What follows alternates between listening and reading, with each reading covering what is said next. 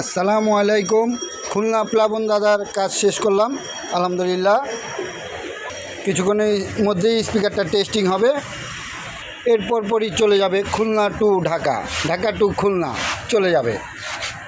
Serial two serial কাজ চলছে জনতা mic repairing হাউসে।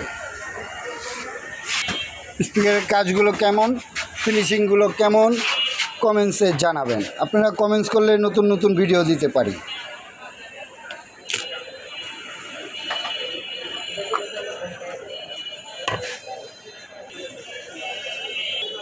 দাও, ফোটা ফোটা দাও।